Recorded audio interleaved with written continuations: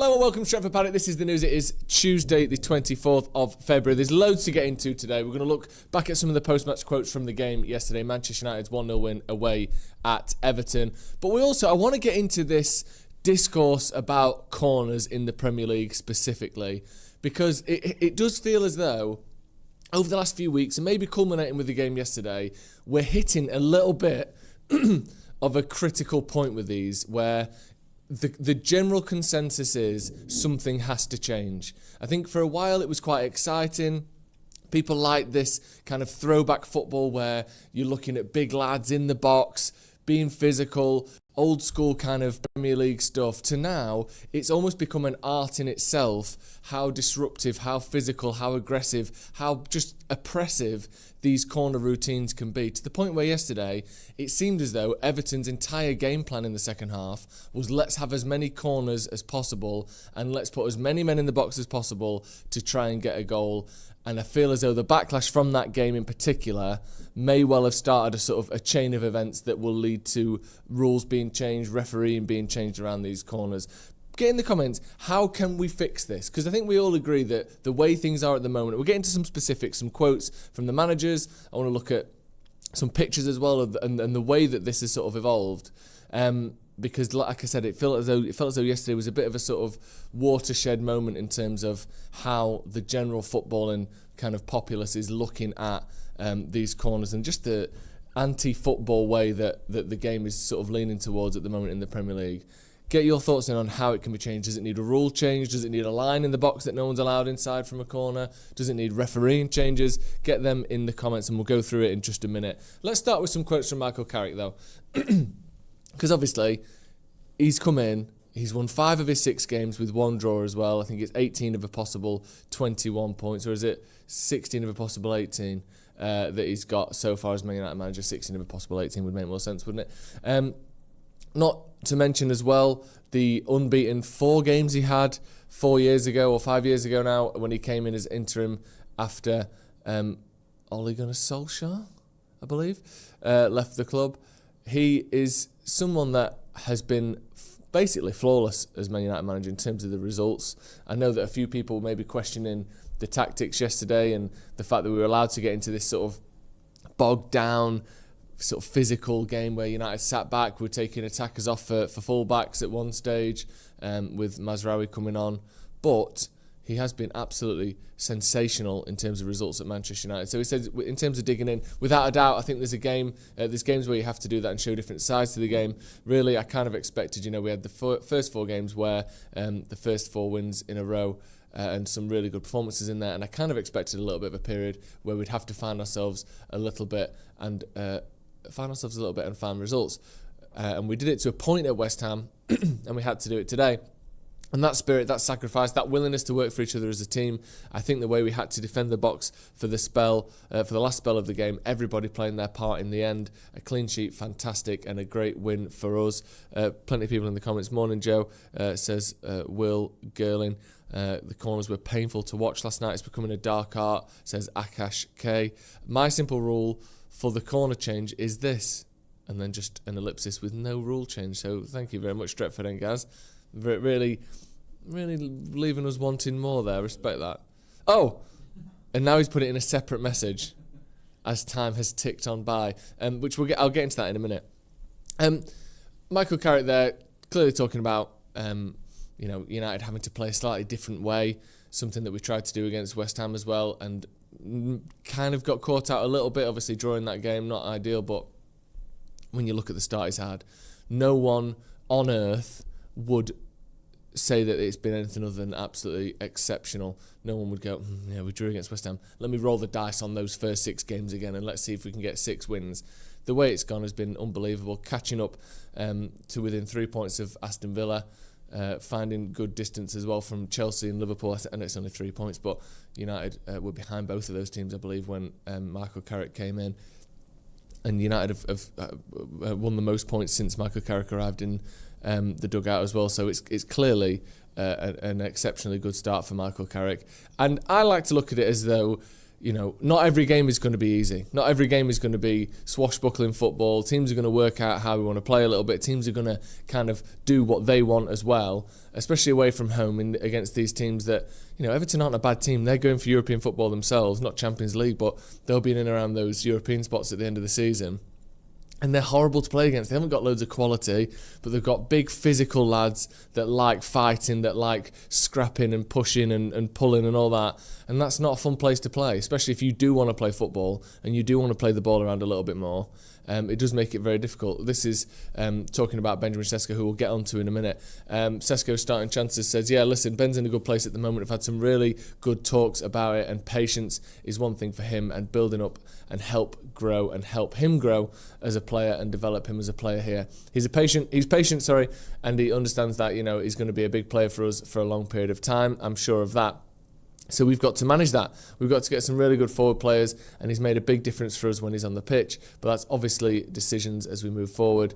But the balance has been good with the forward players, so we need to continue that. Not really giving much away. He doesn't give much away, Marco Carrick, does he?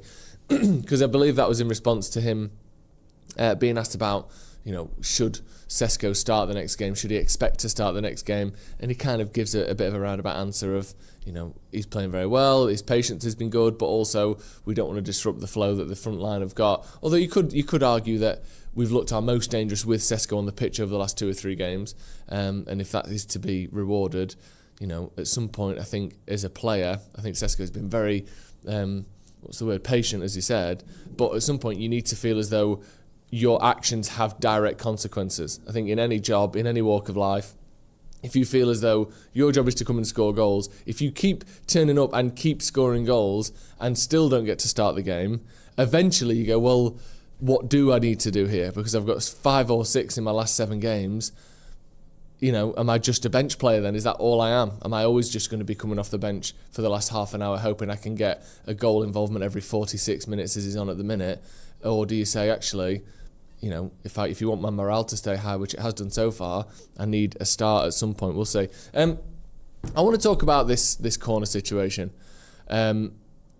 We've got a comment on Senne Lammens here, which I think sort of brings us into it nicely. He made a couple of really good saves. He looked calm and composed in a tough environment. A lot of corners coming in under his crossbar. Didn't get flustered. Took some good chances and clean hands. He was immense for us tonight. Then there's a quote from David Moyes, I believe, which we've got as well, saying how I didn't expect Lammens to play as well as he did. And I think the telling thing for me from David Moyes, and it's in his post-match press conference, is how it sounds as though they basically built their whole second half tactic around winning corners and doing this kind of high pressure, absolute wrestling match at the near post. We've got Kobe Mainoo's, we haven't got that yet. We've got Kobe Mainoo's Instagram post in a minute. But he said, I think the keeper did a great job. It looked like he would take every corner. It made it difficult for us. He also said, we didn't expect the goalie to do what he did tonight. He was bloody brilliant. For me, he was the best player. He also said, you could look at it another way and say we should have tried something else to get a goal. And then a sentence or two later said, the way it was going, I thought we'd get one from it. Basically saying there, the main way we wanted to try and get a goal was these corners, was getting everyone in on the goal line, pushing and pulling, all of this. I think it was the 83rd minute when there was finally a booking given out. It was for Tarkowski, and I think for Maguire for reacting. Tarkowski pushed Leniora in the back of the net. Maguire pushed him back. There's a few things here. Get your thoughts in on this. How can we fix this? How can we change this? One is, I think the refs have to ref it differently. Me and Steve were speaking on the review last night, check that out if you haven't already, about how there's a problem where no individual is giving a foul away, but cumulatively you are obstructing the goalkeeper. And I think that is one thing that maybe could be given. Like the example I gave is, if I get the ball and I'm shielding the ball and putting my arms out a little bit, that's okay, I'm allowed to do that. But if I shield the ball and then my teammate comes and shields the ball to one side, and then another teammate comes and shields the ball this side, and another teammate is in front of me and shields the ball from that side, and we put our arms around each other and run the ball in between us all the way up to the opposition goal and put it in the back of the net, no one person there has broken the rules. You're just shielding the ball. But you aren't allowed to do that. You can't circle around the ball and take it up the end of the pitch and score. That's against the rules. So you might say, well, who's committed the foul? Well, it's a cumulative foul that's being given there, because the end result is no opposition player can get into the ball because you're all blocking it. It's almost the same thing has to be applied here, where you say, yes, no one person is fouling the goalkeeper, but the culmination of a clear tactic where you've got 3 Everton players or 2 or 3 Everton players around the keeper, overall that amounts to a foul on the keeper. So you're not going to give a direct yellow card to one person, but you just blow the whistle and say, you're blocking the keeper, it's a yellow. It's a free kick. We've got a couple of pictures, I think, from this is obviously Cobby Mainer's Instagram post last night. Can we click on that actual picture of Lammens? So you can see there, you've got Tarkowski there, and I think it's Branthwaite as well, right on the keeper. We've got a couple of other pictures from other games. There's one from the Arsenal game, if we can bring that up as well. Okay, there you go. Same picture again, a little bit more zoomed in. Then we've got there's another one after that. You can see there you've got 3 players right on the keeper, and then if we go on to the next one as well, I've got one more. Another one there, Branthwaite backing in. You've got I can't even see. There's so many players in there. I know Tarkowski's going to be in there somewhere. And what's happening there is Jared Branthwaite, you can see him at the near post or on the right hand side, is backing into the goalkeeper like that. That's obstruction. And maybe the rules have changed, but the rules up until recently were, and I think they still are, you have to be within playing distance of the ball, so the ball has to be at your feet or near your feet for you to shield the ball. He's basically shielding a ball that is 20 metres away at the corner flag. Jared Branthwaite there, he's leaning in, using his elbows to block the keeper, lifting his elbows up, leaning in to shield the goalkeeper and stop him from being able to move. That's obstruction. And I think the refs just have to start giving free kicks for it. You can see again there, look, you got, who's that? You got Keane, Tarkowski and Branthwaite. That amounts to obstruction on the goalkeeper. And obviously the defending team in United have to have at least one player per man. You have to stop it. And it's always been the case, put the big lad on the keeper. That's always been a thing. And you give him a bit of an arm and you lean into him a bit. We were doing that when I was 13 at the Sunday League level. That's been a thing for 100 years. But this whole thing of having 12, 15 players in the 6-yard box right on the line so that you just chuck a ball in that, you know, if a defender heads it one way, it's cleared. And if anyone heads it the other way, it's a goal. That to me is stepping over the line. And the other thing as well with all this, and people go, oh, it's just football, it's just tactics. But we've got this stat, I think, from Arsenal, where they've had 117 minutes to restart games this season, which is the longest delay. I think I sent yeah, there we go. 117 minutes from corners this season, the longest average delay from restart per corner, 44 seconds. So it's not just a case of, oh, you know, get used to it, whatever. It's literally stopping the game for an unnecessary amount of time. And basically, you know, a minute or thereabouts every single corner. That's just ridiculous, isn't it? And Everton had 10 corners in the second half yesterday, or in the whole game. I think most of them were in the second half. That's like 7-8 minutes of the game wasted for that. I just think it's going to be hard to find the line between, you know, genuinely going for the ball, a bit of fighting, a bit of competition, a bit of physicality from set pieces. We all want that.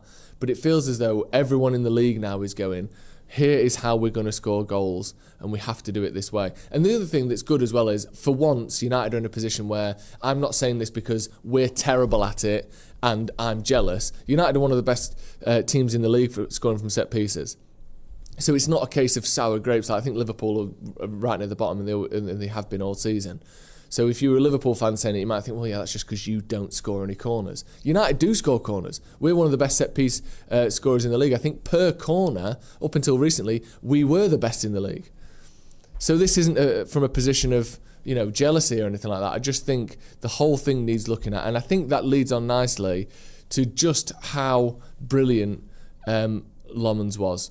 And you can see there, if you work together, if you defend well, if you don't give goals away, then we have players up top who can make a difference. Lammens told Sky Sports after the final whistle, one flash, one counter, and then you score. And if you keep the 0, you can win away in this hard game. So I'm really happy today. I think the manager has come in as well and has been defending really well together, actually all season almost.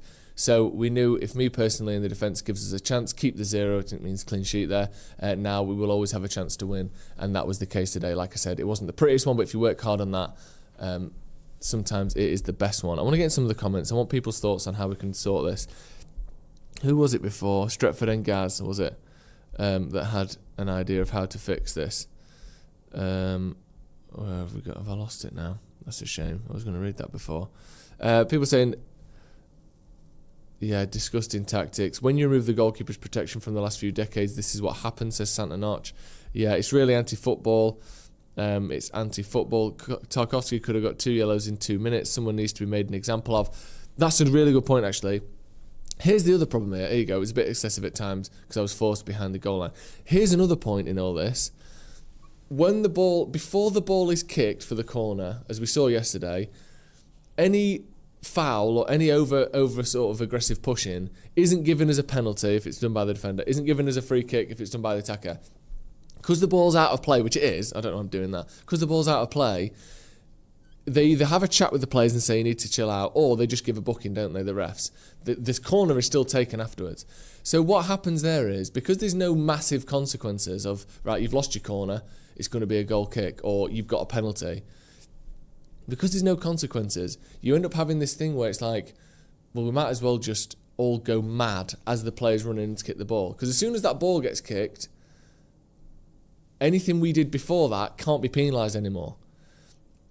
So you see this, like, the players running up to take the corner, and the defenders, the goalkeeper, the attackers are literally fighting each other, grabbing 2 arms, pulling each other, spinning each other around. And if the ref doesn't stop the game and give bookings out, you end up with this absolute massive cluster of fighting, like we saw with Kobe Mainoo's post. And then occasionally they'll give a booking. But maybe one way you could change that is, from now on, from corners only, if there's a foul in the box in the build-up to the corner or as the player's running in, you can give a penalty if it's done by the defender. And vice versa, if there's a foul in the box that's done by the attacker, we just give a goal kick. Essentially a free kick in the 6-yard box. That way, you stop all the fighting before the cross comes in, because now you might as well chuck someone about if you're a defender, if you're an attacker, because the worst case scenario is you get a booking and the corner still gets to come in anyway. Maybe that's a way to stop it. If the attacking player fouls someone, like Tarkowski last night, he pushed Laniora into the back of the net, he got a booking. Right, blow up, you've got a booking and it's a goal kick. And vice versa. If the defender fouls, like it would be in any other time of the game, you foul someone in the box, it's a penalty. Because you have these massive fights that then stop when the ball comes in, and then everyone's already got their positioning sorted by then. It's really difficult to fix this, I think. I can't remember the last game that was enjoyable to watch, says Chats Sports. Limit the number of attacking players in the 6-yard box. See, that to me, that feels like I don't want it to step into, like, I saw someone online post about putting like a little half semicircle around inside the 6-yard box that only the keeper's allowed in from set pieces. You're entering into 5-a-side territory there, aren't you? I don't like the idea of putting new lines on the pitch or having restricted zones on the pitch. I don't like that. Personally, I don't really like the idea of changing the rules so that you can give a penalty when the ball is out of play either, which is what I just recommended. But they need to do something. I think the best way to do it is to just start giving obstruction on the goalkeepers. If you got 2 men around the keeper and they're leaning in like that, that's a foul. From now on, that's just a foul. I think that for me is the least intrusive in terms of rule changes and the most successful way of doing it. Because also, you don't have to stop it entirely. All you have to do is stop everyone relying on it every week. I mentioned this a few weeks ago. Pardon me. I've got water here. Let me just have a little sip. The tush push in the NFL that the Eagles were doing a couple of seasons ago, where they pushed the quarterback over the line to get 1 or 2 yards, was, I think, at a success rate of over 90%, because they knew how to do it, they did it right, and then they would just get it every single time almost. Then the referees decided to actually, if we really watch this closely, they're going offside quite a lot. And if we start blowing up on that and being really strict on the rules, we can make this, without changing the rules necessarily, we can just turn this back into a fair thing to do that is still successful at times. You don't want to stop corners from being a chance to score goals. However, they don't have this unintended consequence of carnage every single week, the game being slowed down, all that sort of stuff. And there was other things that went into it with the Eagles, and they lost different players, etc. But essentially, reffing it slightly differently, all you have to do is take the what's the word? The incentive away from the attacking team that when you get a corner, the best way to do it is to put 12 men in the 6-yard box. All you have to do is take that incentive away, and now 50% of teams probably stop doing it. You don't have to kill it completely, but again, it's going to be tricky. Max number of attackers and defenders in the 6-yard box, purely for health and safety. Some of our boys need testing after last night. Jeez. Lammens saved us. I think when United players who are in form go out of form, we're finished. 16 from 18 doesn't mean anything. We can't block a low block at all. Do you mean can't beat a low block? That's been an issue with United for a number of years. It's going to be a tricky one to fix that. Because United last night, I think we did have slightly more possession. I think we had 52%. But our goal came from a counter-attack, didn't it, rather than sitting back and low blocking it. The remedy, Santa Notch says, one remedy is to learn how to quick counter while the opposition have 8 players in the 6-yard box. Steve talks about this, Stephen Howson, leaving 4 players on the halfway line. Now, the problem with that is, for me, is one, what you're doing there is you're trying to win the second battle. What you're doing there is saying, we're going to leave extra men up, so you need to come and defend our extra players on the halfway line, therefore removing players from the 6-yard box. The problem with that is if the attacking team just goes, you know what, you've got 4 men on the line, we're still only putting 1 back. Now, the first battle, which is this actual corner that is happening rather than your counter-attack that might happen, we've got 6 men in the box, you've got 3. And then what do you do? If you're the attacking team, or the defending team, you go, yeah, well, let's put 3 men on the halfway line, 4 men on the halfway line, whatever.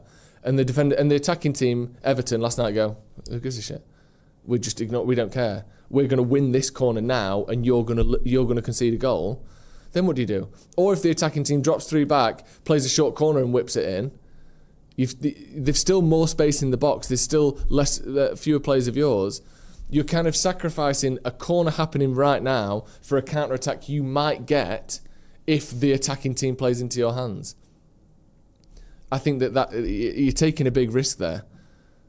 I don't know if I've explained that very well, but ideally you want them to go, oh shit, they've left 3 up, let's leave 4 back. But if they just say, well, we don't care, we're going to leave 1 back, push the goalkeeper basically up to the halfway line so that if anything comes out, he can sweep it up. And we're going to have a 6-on-4 in your box. We're just going to win that corner and score a goal. Or worst case scenario, it goes out for a goal kick. We get all our lads back and it's back to where it was anyway. So, I don't know. I think there are sort of problems with that tactic. Again, you just play a short corner and now you've got a game that's in play where you've got more men in their box than they have. That can't happen, can it? That's just going to be exploited all the time. Anyway, someone said, no way a team would leave 4 players unmarked on the halfway line. Any clearance is a goal. Maybe they won't leave them completely unmarked, but there's no guarantee you'd put 5 men back. Because the inverse of that argument is no chance a team would leave 4 players unmarked on the halfway line. Any clearance is a goal, fair enough. But to do that, you are leaving the team with the 4 men on the halfway line. You're leaving 3 unmarked men in your box first. Do you see what I mean? You've got, and you're being there's a mismatch in your own box that you have to deal with before this, next step of a counter-attack. Why would they be more scared of a future counter-attack that may or may not happen than you are of the fact that you've currently got more men in your box than you have? Do you see what I'm saying? All teams defend with a +1 philosophy, Joe. Okay. Except in your world, the team that is defending the corner. Do you see what I'm saying? If you've got 4 men on the halfway line, you aren't defending your own box with a +1 philosophy.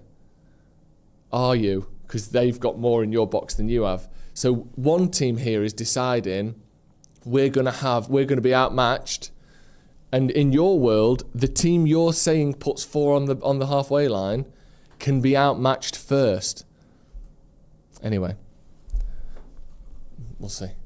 We'll see what people do, but something needs to change. And the fact there is such a good discourse about it proves, doesn't it, that there is something that needs to change. That's going to be all from us today. We're going to be back later on. Me and Jay are going to do a deep dive into Senne Lammens, and I think he might be the most underrated goalkeeper in the Premier League. And actually, I just think, so far, one of the best goalkeepers in the Premier League this season. we're going to get right into that. Me and Jay will be going through all of that. We've also got Uncensored as well, myself and Adam McCullough. Lovely day. So nice after a win, isn't it? Thank you very much, everyone, for joining us. Check out the link to the merch as well. The link is in the description. It's in the chat as well, so make sure you check that out. There's loads of good stuff on there. Thank you very much for joining us this morning. We'll see you in a bit.